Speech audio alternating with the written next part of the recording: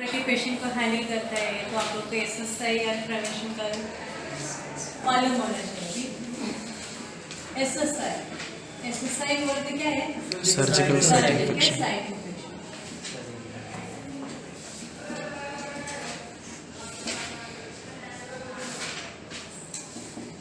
इसमें ज़्यादा कुछ आपको बताने का नहीं है, बेसिक चीज़ें बताना। आप लोग को मालूम होना चाहिए कि अगर ऑपरेटिव पेशेंट को सर्जिकल साइट इन्फेक्शन हुआ है क्या, अगर हो गए तो अपन को क्या करना है, ये नहीं होना चाहिए, उसके लिए अपन को क्या करना है। तो अपन स्टार्टिंग में तो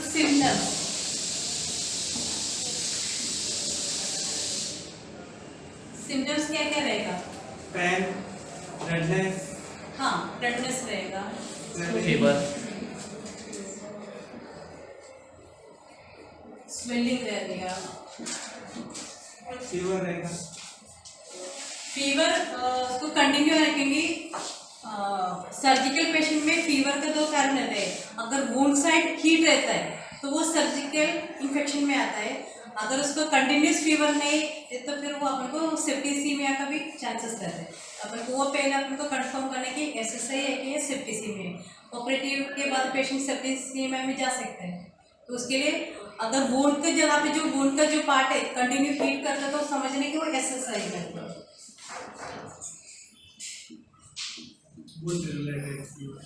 हाँ, अगर वुंड पार्ट हीट है तो अपने करते हैं। फिर वो साइड में कंटिन्यूस उनको पेन रहेगा, पेन की वजह से भी फीवर आ सकता है। फीवर आने के कारण पेन की वजह से भी आ सकता है। उसके बाद क्या हो जाता है मेन तो ये लॉस ऑफ फंक्शन, वहाँ पे थोड़े वीक रहेंगे, उनका फंक्शन थोड़ा लॉस रहेंगे। और क्या हो सकता है? बोल सकते हैं। और क्या हो सकता है? परसिस्टेंट पैरेक्स है, जो कंटिन्यूस फीवर आ सकता है, तो वो भी उनका सिम्टम्स में आता है। तो मेन तो आपको वुंड साइड चेक करना है, रेडनेस है क्या, swelling, wound part heat, pain, loss of function. और क्या मेन तो आप लोग को चेक करना रहता है सोकेज, वुंड सोकेज भी आ सकते हैं ना।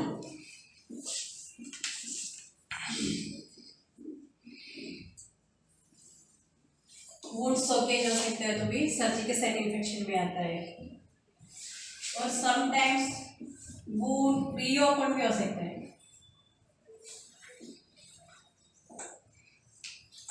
वुंड रीओपन देखा है क्या?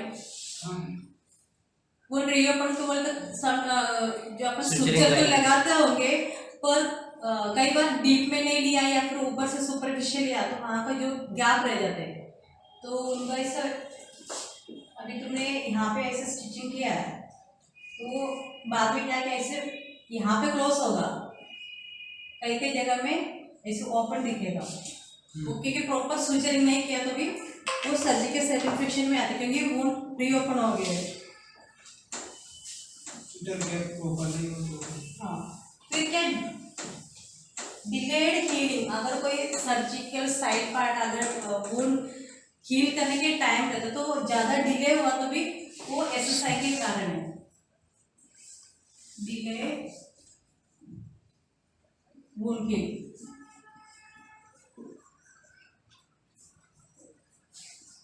अगर कोई वुंड ऑपरेशन के बाद वुंड अगर ज़्यादा टाइम लगते हैं उसको सूखने में, वुंड हील होने में, तो ज़्यादा टाइम लगाए तो भी ये सारे सिम्टम्स रहते हैं सर्जिकल साइट इन्फेक्शन होने का।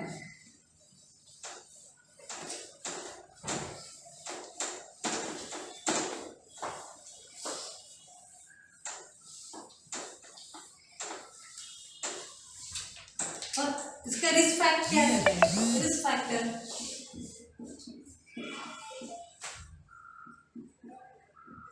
रिस्क फैक्टर बोले तो मैंने इनको बताया कभी हो सकता है इस कारणों से या फिर हो भी गया हो। तो एसएसआई के रिस्क फैक्टर कौन कौन से है?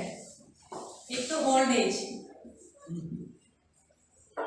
अगर कोई ज़्यादा सीनियर सिटीजन रहा तो उनका रिस्क फैक्टर रहता है।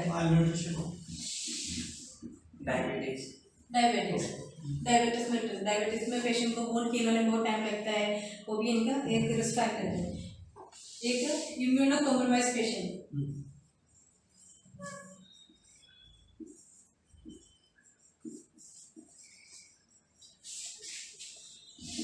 इम्यूनो कॉम्प्रोमाइज पे पेशेंट को भी लगता है। और कोमॉर्बिडिटीज, इसको पहले से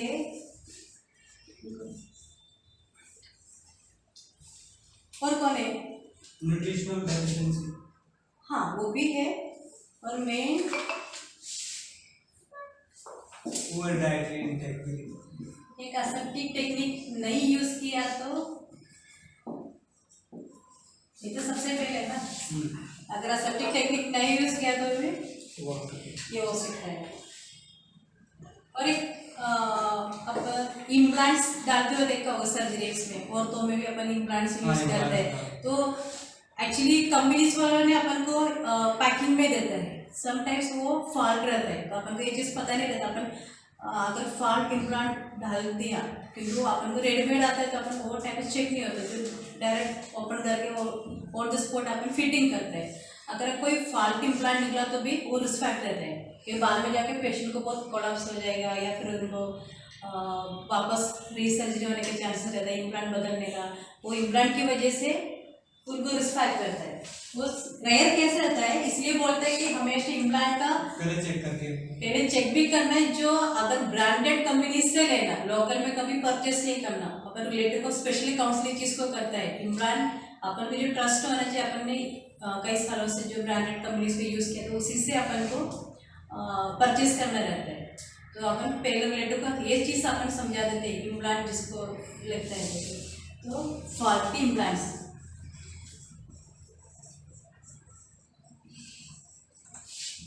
ये तो भी मेन जो रिस्क फैक्टर्स है, ओल्ड एज, डायबिटिक मेडिसिन और इम्यूनो कॉम्प्रोमाइज, कोमॉर्बिडिटीज और फॉल्टी इम्प्लांट्स। और मेन तो ये है एसेप्टिक टेक्निक।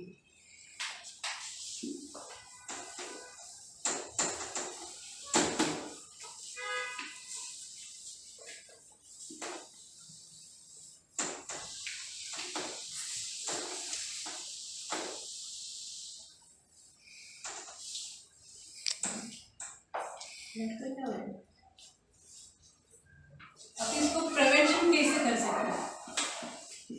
अगर अपन सर्जरीज दो टाइप का करता है, एक इमरजेंसी सर्जरीज करते हैं, एक प्लान्ड सर्जरीज करते हैं। अपन पहले से जो प्लान करते हैं कि ये पेशेंट को अपन डेट दे देते हैं, तो PCNL का जो सर्जरीज हो गया या फिर ऐसे अपन सर्जरीज प्लान करते हैं, तो वो पेशेंट का अपन एडवाइस कर सकते हैं, तुम जो आने से पहले एंटीसेप्टिक सॉल्यूशन में या साबुन से नहा के आना। अपन जो गायनिक पेशेंट को भी बोलते हैं, अगर अपन प्लान जो भी सर्जरीज रहता है वो अपने एक प्रिवेंशन का रीजन है, क्योंकि अपन पहले से प्लान है। अपन को पता है कि उनको लाने से पहले उनको एंटीसेप्टिक सॉल्यूशन से उनको नहा के आने को बोलते हैं, या साबुन। ये तो सबसे पहले प्रिवेंशन है, एंटीसेप्टिक सॉल्यूशन।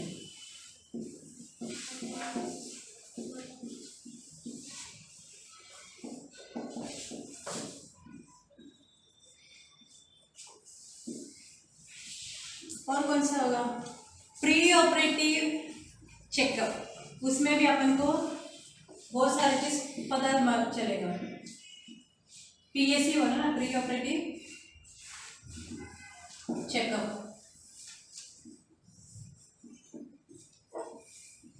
उसमें अपन को सारी चीज़ मालूम पड़ती है कि पेशेंट का BP कैसे है, डायबिटीज है क्या, या फिर उनको कुछ फास्ट हिस्ट्री है क्या। ये सब प्री एनेस्थेसिया चेकअप में उनको कोई एलर्जीज है क्या, उससे भी अपन को बहुत सारे उनको मालूम पड़ेगा। प्रिवेंशन करने के लिए अपन को भी चलेगा। और मेन इम्पोर्टेंट इनको RBS चेक करना है, रैंडम ब्लड शुगर हमेशा पेशेंट का चेक करना रहता है। ये तो एग्जाम में भी पूछ सकता है, जो सर्जरी पेशेंट के सबसे पहले जो वाइटल्स में कौन सा इम्पोर्टेंट है, तो कोई भी पेशेंट को पहले अपन को उनका RBS चेक करना है, वो भी 200 के नीचे आना चाहिए, क्योंकि एनेस्थेसिया देने का टाइम ऑलरेडी इनको हाइपरग्लाइसेमिया होने के चांसेस रहता है। तो उनका RBS लेवल हमेशा चेक करना है, साथ में ऑल वाइटल्स। 5 वाइटल्स है, क्वालिफिकेशन है, क्लासिफिकेशन वाइटल्स कौन कौन से है? टेम्परेचर,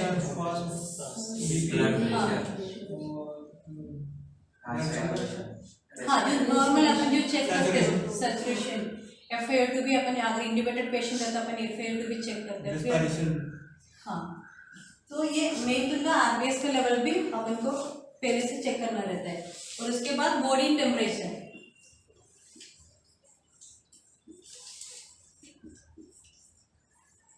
उनका बॉडी टेम्परेचर नॉर्मल रहना चाहिए। अगर फीवर वाला पेशेंट का अपन कभी भी ऑपरेट के लिए ले नहीं सकते क्योंकि वो रिस्क रहता है, तो अपन को उनको बॉडी टेम्परेचर मेंटेन रखना पड़ेंगे प्रिवेंशन के लिए। और आरबीएस उसको हमेशा, या डायबिटिक पेशेंट हो या नॉन डायबिटिक हो, उनका जो आरबीएस का जो शुगर रहता है वो 200 के नीचे आना चाहिए। ये वेरी इंपॉर्टेंट चीज़ है। और क्या है,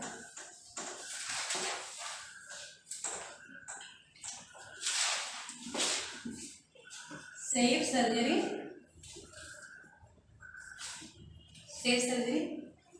प्रैक्टिस। सेफ सर्जरी प्रैक्टिस बोला तो क्या है? सेफ सर्जरी प्रैक्टिस बोला तो क्या है, कोई बता सकते हैं क्या? पहले वाले क्लास में भी अपन ने बताया है। Safe surgery practice, patient proper identify करना with UID number and full name के साथ में।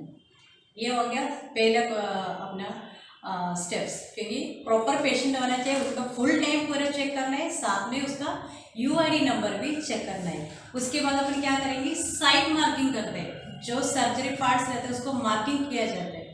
ये सब सेकेंड स्टेप हो गया सर्जरी मार्किंग। उससे क्या हो जाता है, अगर कितना भी हो अपन को सर्जरी साइट मार्किंग से मालूम पड़ता है इनको ये पेशेंट इधर अपन पहले से मार्किंग किया तो ये साइट को हमको ऑपरेशन करने है। वैसे कभी गलत सर्जरी होते नहीं, फिर भी अपन ऑलरेडी प्रिकॉशन लेते हैं, पेशेंट का कौन सा सर्जरी अपन ने डिसाइड किया वो सर्जरी का वहाँ पे पार्ट्स में सर्जरी मार्किंग करते हैं। और तीसरा स्टेप क्या हो गया, प्रॉपर वाइटल्स, नॉर्मल मतलब प्रॉपर वाइटल होना चाहिए, टेम्परेचर, रेस्पिरेशन, सैचुरेशन, आरबीएस, ये सारी चीज़ें प्रॉपर होना चाहिए। सेफ, ये सारा चीज सेफ प्रैक्टिस में आता है। Identify the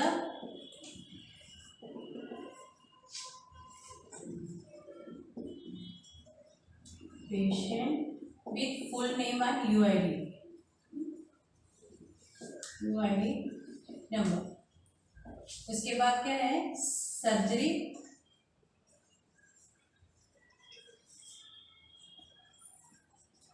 marking. उसके बाद वाइटल्स, और वाइटल्स तो कभी नॉर्मल नहीं है। उसके लिए अपन देखो वो प्लान के पेशेंट का हमेशा नॉर्मल तो रहता है, तब जाकर अपन प्लान करते हैं। अगर इन केस इमरजेंसी में करना पड़ा तो अपन उसके लिए प्रिकॉशन भी लेते हैं। फुल टाइम रिलेटेड है जाएगी तो नॉर्मल नहीं आता है। तो आपको ये चीज़ आपको अगर ये सब चीज़ अपना ये हो गया क्या, सेफ सर्जरी प्रैक्टिस में हो गया। अभी क्या होता है, क्लोथ दोनों टीम का, एक पेशेंट का क्लोथ भी स्टेराइल होना चाहिए और ओटी टेक्नीशियन उनको भी सर्जरी जो स्क्रब अपने क्लोथ रहता है वो सब प्रोटेक्टिव ड्रेस पहनना चाहिए। या पेशेंट का भी, पेशेंट का कपड़े से अपन पेशेंट को ऑपरेशन थिएटर में तो लेके तो नहीं जाएंगे, अपन ओटी के अंदर ड्रेस चेंज करते हैं, वो भी जो अपन ड्रेस चेंज करने को देते वो भी प्रॉपर क्लीन होना चाहिए, मतलब स्टेराइल होना चाहिए। इसमें सबका पूरे टीम का रिस्पॉन्सिबिलिटी कि पेशेंट का ऐसा नहीं होना चाहिए। पेशेंट का कपड़े से लेके ओटी टेक्नीशियन, सर्जन्स, ओटी, ये सब रिलेटेड है, क्योंकि वापस आके पोस्ट ऑपरेटिव के बाद आईसीयू, तो पूरा टीम वर्क रहता है। क्योंकि अपन प्रॉपर सेफ प्रैक्टिस में काम किया तो पेशेंट को एसएसआई नहीं होगा। ये तो हो गया।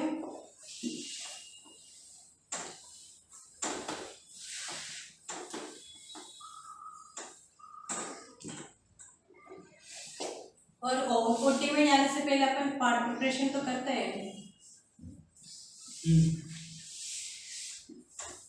अभी पार्ट प्रिपरेशन में भी अपन को देखे गए तो रेसर से कभी भी पेशेंट का पार्ट प्रिपरेशन नहीं कर सकते, क्योंकि अगर अपन ने रेसर से अगर प्रिपरेशन किया तो उनका कोई कट मार्क हुआ तो फिर वो वहाँ पे भी इन्फेक्शन होने के चांसेस रहते हैं। तो कोई भी हॉस्पिटल में ऐसे नहीं बोला है कि पार्ट प्रिपरेशन जो भी करते हैं रेजर से करने का, उसके लिए एक तो हेयर रिमूवर यूज करना है, क्रीम आता है, हेयर रिमूवर क्रीम यूज़ करने का है। दूसरा क्या है जी क्या बोलते हैं थोड़ा ड्रिमर या ट्रिमर, हाँ उसको यूज़ करने का ताकि उससे सेफली कट होता है, क्योंकि वो अपन को कभी डीप में भी नहीं जाएगा और कम भी नहीं आएगा, जो प्रॉपर वे में वो चलाएगा। तो उसके लिए अपन हर जगह पे अपन ये कर देते कि हेयर रिमूवर यूज़ करने को बोलते हैं या ड्रिमर यूज़ करने को बोलते हैं, क्योंकि सर बहुत रिस्की रहता है। अगर अपने छोटी सी गलती की वजह से पेशेंट को इन्फेक्शन बैठने के चांसेस रहता है।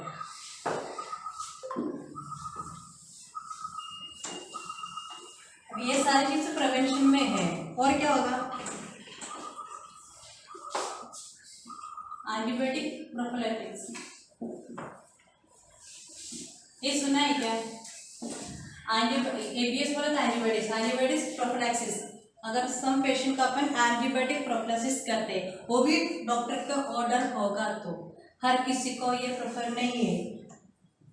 ये एंटीबायोटिक पहले एंटीबायोटिक प्रोफिलैक्सिस देने से पहले उनका टाइम ड्यूरेशन रहता है 30 मिनट्स का या फिर सर्जरी का डिपेंड, क्योंकि ऑपरेशन से पहले एंटीबायोटिक तभी दिया जब आधा घंटा पहले देते थे, क्योंकि जो ऑपरेशन टाइम तक उनका जो असर जो ऑपरेशन साइड तक पहुंचे, उनको कोई ऊपर से कोई इन्फेक्शन नहीं होना चाहिए। तो अपन एंटीबायोटिक प्रोफिलैक्सिस पहले से देख के पेशेंट को ओटी में शिफ्ट करते हैं।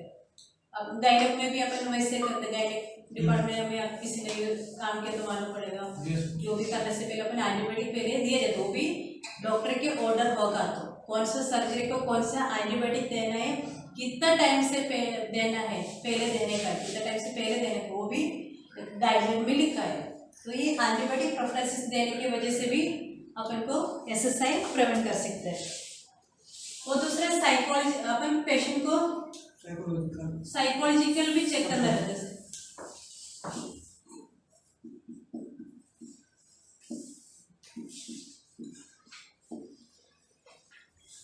साइकोलॉजिकल सपोर्ट भी चेक करें, क्योंकि ऑपरेशन से पहले पेशेंट वार्ड में या फिर आईसीयू में एकदम नॉर्मल होगा, पर जैसे ओटी के अंदर जाएगा तो उनको पैनिक होके उनका वाइटल्स पूरे चेंज होने के चांसेस। तो उससे पहले अपन उनसे बात करके उनको साइकोलॉजिकल सपोर्ट ओके है कि चेक करना भी अपना SSI का एक मतलब पार्ट है प्रिवेंट करने का। क्योंकि अगर साइकोलॉजिकल मूवमेंट हो गया, सर्जरी अपन ने चालू किया, तो उनका वाइटल्स अब नॉर्मल होने चालू हो जाएगी, फिर ऑटोमेटिकली पेशेंट कोलैप्स होके उनके जान का खतरा भी हो सकता है। और सबसे आखिरी में आप लोग का रिस्पॉन्सिबिलिटी है SSI प्रिवेंट करने के लिए डॉक्यूमेंटेशन तो बहुत इम्पोर्टेंट है।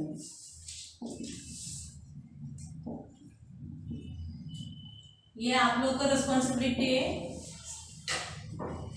डॉक्यूमेंटेशन प्रॉपर करना।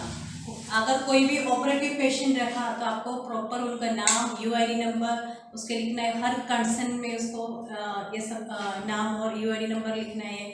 प्रॉपर रिलेटिव काउंसिल होना चाहिए, उनका सम्मति पत्र अपन को चेक करना है।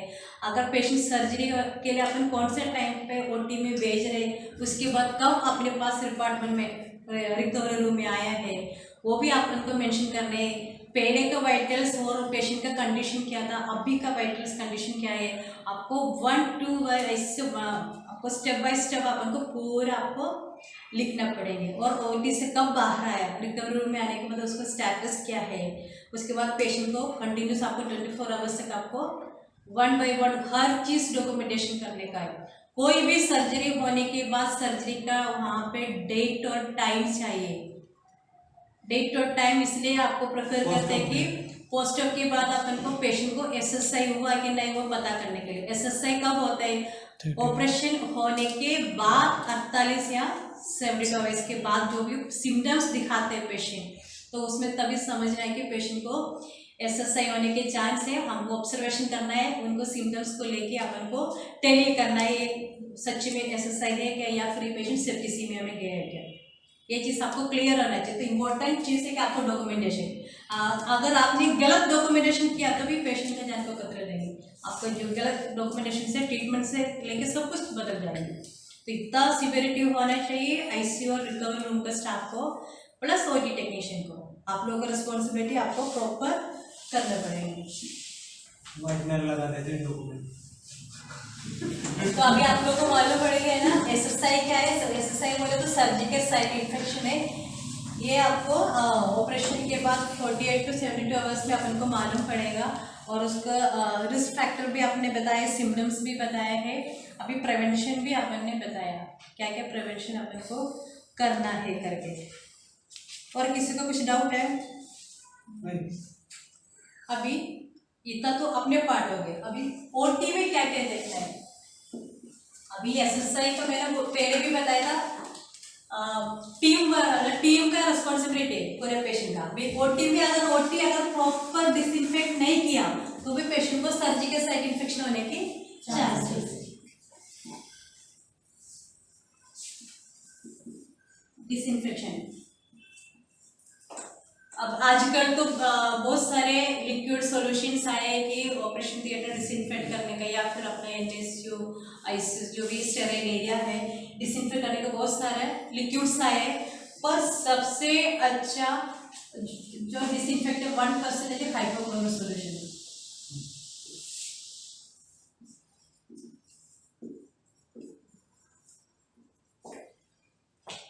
OT क्लीन करने के लिए 1% हाइपोक्लोराइड सॉल्यूशन यूज करना चाहिए मोस्टली। और डीप मोपिंग रहता है, वहाँ पे अपन कोई झाड़ू वगैरह नहीं मारते, आप लोग ये चीज़ पता है। तो वहाँ पे डीप मोपिंग होता है और उसके बाद 1% हाइपोक्लोराइड सॉल्यूशन के मोपिंग पानी के बाद उनको फूमिगेशन करना चाहिए प्रॉपर तरीके से। अगर प्रॉपर तरीके से डिसइंफेक्ट किया तो पेशेंट बच जाएगा। अगर आपने प्रॉपर नहीं किया तो पेशेंट का अपन क्या देगा? सर्जिकल साइट इन्फेक्शन देगा। और OT ड्रेस का भी मैंने आपको बताया, ये भी एक पार्ट है। अगर प्रॉपर तरीके से ऑटोक्लेव नहीं हुआ, इंस्ट्रूमेंट और गाउन्स का अगर प्रॉपर तरीके से ऑटोक्लेव नहीं हुआ तो भी पेशेंट को सर्जिकल साइट इन्फेक्शन होने की चांसेस है। तो अपन को ये सब चीज़ से प्रिवेंट करने के लिए OT ड्रेस भी प्रॉपर ऑटोक्लेव होना चाहिए। इंस्ट्रूमेंट जो पेशेंट का कौन सा सर्जरी का सेट यूज करने जा रहे हैं उसको अपन को प्रॉपर वे में ऑटोक्लेव करना चाहिए। अभी ऑटोक्लेव भी चेक प्रॉपर है कि देखने के लिए इंडिकेटर्स है,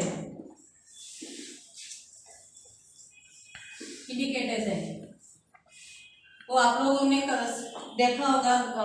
अपने प्रोसीजर ट्रे में भी लेवल आते हैं, ब्लू स्ट्रिप लेवल आते हैं, एक स्टिकर भी आते हैं। अगर उसका कलर चेंज हुआ तो ऑटोक्लेव पास हो गया, अगर कलर चेंज नहीं हुआ तो वो फेल हो जाते हैं। तो बायोलॉजिकल इंडिकेटर्स भी आते हैं आजकल में। एक छोटा सा बॉटल रहता है, वो अपन को ड्रम के अंदर रखना है। उसके बाद अपन ऑटोक्लेव में ड्रम रखेंगे। उसके बाद अपन को उसको क्लश करना रहता है। उसको अपन क्लश करके एक दूसरे कंटेनर में डाल के अपन इंक्यूबेटर में रखते हैं to 48 आवर्स। उसका कल्चर देखते हैं, उसमें मालूम पड़ता है कि अपना ऑटोक्लेव मशीन या अपना ऑटोक्लेव ड्रम प्रॉपर वे में ऑटोक्लेव हुआ क्या नहीं। ये बायोलॉजिकल इंडिकेटर्स आजकल बहुत आए हैं। एक ETO जो भी कोई भी हॉस्पिटल में ETO करते हैं वहाँ पे भी यूज़ करते हैं ETO का बायोलॉजिकल इंडिकेटर। तो ऑटोक्लेव मशीन जहाँ पे है उनको ऑटोक्लेव के लिए भी कलर आते हैं।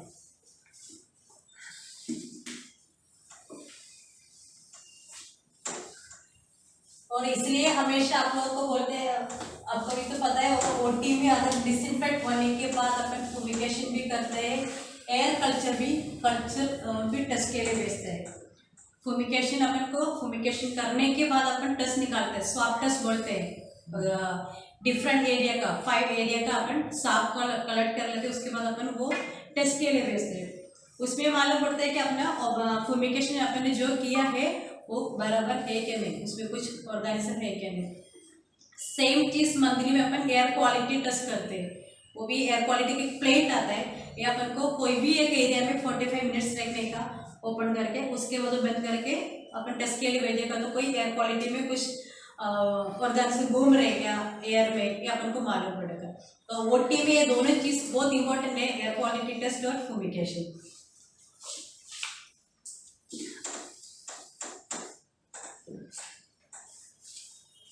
और सबसे पहले एसेप्टिक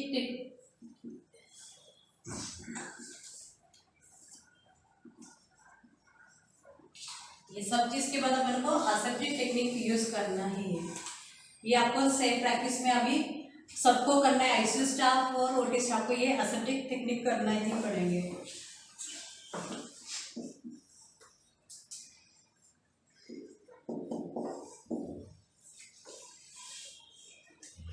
उसके बाद पेशेंट आ गया, ओटी से आ गया, रिकवरी रूम में आ गया, रिकवरी से अपन स्टेप डाउन वार्ड में डाल दिया। उसके बाद क्या हो जाता है, बाद में भी उनका काम खत्म तो नहीं हुआ ना, फिर ड्रेसिंग होता है उनके बाद में।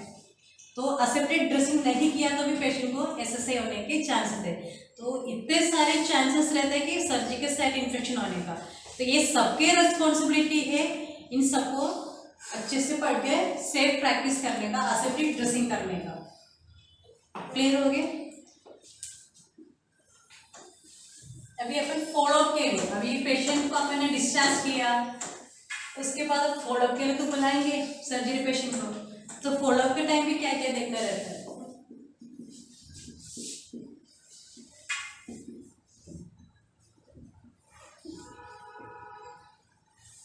हर हॉस्पिटल में, अभी हर हॉस्पिटल में ऑलमोस्ट एनएबीएल हॉस्पिटल में पेशेंट ऑपरेट होकर जाने के बाद उनको हफ्ते भर के बाद एक हॉस्पिटल के साइड से कॉल जाते हैं।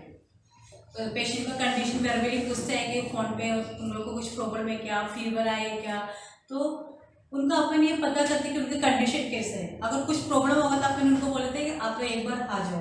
ये तो अपना हॉस्पिटल के साइड से अपन कॉल किया है।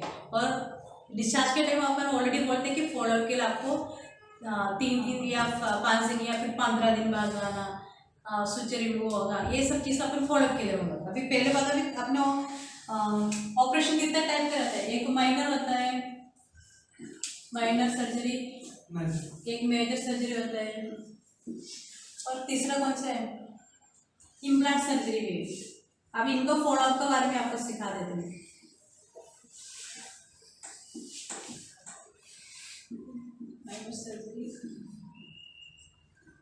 अगर माइनर सर्जरी होगा तो अपन इनको 1 महीने तक इनको फॉलोअप लेना पड़ेगा पेशेंट को। अगर कोई माइनर सर्जरी होता है तो पेशेंट का रिस्पॉन्सिबिलिटी या अपना का रिस्पॉन्सिबिलिटी कि उसको 1 महीने तक फॉलोअप को बुलाने का। अगर मेजर सर्जरी होता है उनको 3 महीने तक फॉलोअप रखना है।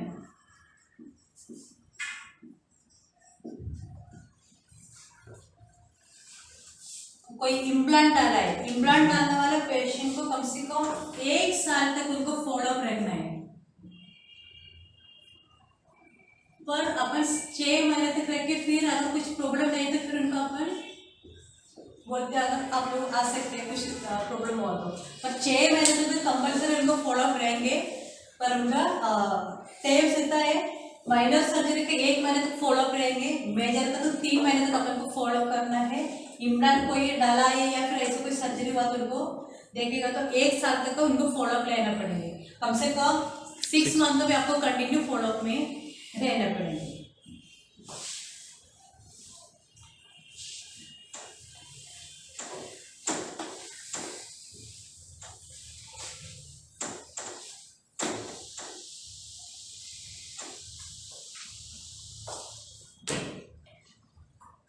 अभी फॉलोअप के बारे में बोले, उसके बाद अपन को एक पोस्ट ऑपरेटिव फॉर्म रहता है। सर्जिकल साइट इन्फेक्शन का एक फॉर्म रहता है।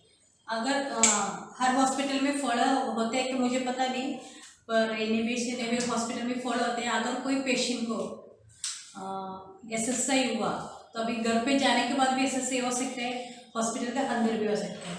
अगर जैसे भी अगर हॉस्पिटल के अंदर भी या फिर बाहर भी अगर उनका एसएसआई हुआ तो अपन का एक फॉर्म रहता है पोस्ट ऑपरेटिव एसएसआई फॉर्म करके, वो फॉर्म फिल करना रहता है। फिर अपन को वो कलेक्ट करके रखना है क्योंकि कितना पेशेंट का एसएसआई हुआ है इससे अपन को मालूम पड़ेगा और उसमें क्या लूपहोल्स है अपन को उससे समझने के लिए, स्टडी करने के लिए।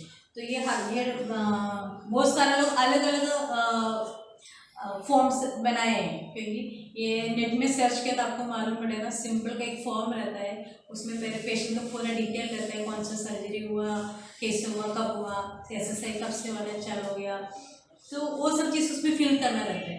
वो फिल करने के बाद अपन ये एचएससी वालों को हैंड ओवर कर देते हैं। फिर उनका काम है कि बाकी का उनका प्रोसीजर करने का। तो ऐसे में एक फॉर्म रहता है, जैसे सही आप हुआ तो अपन को करने के लिए। तो आज के टॉपिक में इतना है सर्जिकल साइट इन्फेक्शन का। सर्जिकल साइट इन्फेक्शन बोले तो ऑपरेशन के बाद 48 या 76 आवर्स के बाद जो उनको सिम्टम्स आएगा उसको अपन पता करते हैं उसमें सेप्टिसीमिया में गए हैं या पेशेंट या फिर सर्जिकल साइट इन्फेक्शन है। उसके लिए आपको सिम्टम्स से पहले से बताया, वूंड पार्ट में रेड कलर आने चालू हो जाएंगे, फिर स्वेलिंग आने चालू हो जाएंगे, उसके बाद उसको पेन रहेगा, फिर उसके बाद उसको वूंड साइड हीट रहता है हमेशा। ये सारी चीज़ें उनका सिम्टम्स रहता है। तो अपन को तुरंत जो सर्जन को इंटीमेशन देना पड़ता है पेशेंट को, वैसे ऑब्जर्वेशन में हमको ऐसे इंडिकेटर मिला है करके, तो उनका पार्ट वो कवर करेंगे। उसके बाद अपन ने क्या सीखा, उसको कैसे कैसे प्रिवेंट कर सकते हैं। प्रिवेंशन में क्या है, एक तो प्लान होगा तो उनको अपन पहले से बोल लेने करके समझा देने कि एंटीसेप्टिक सॉल्यूशन में ना क्या हो या फिर ऐसे करके हो।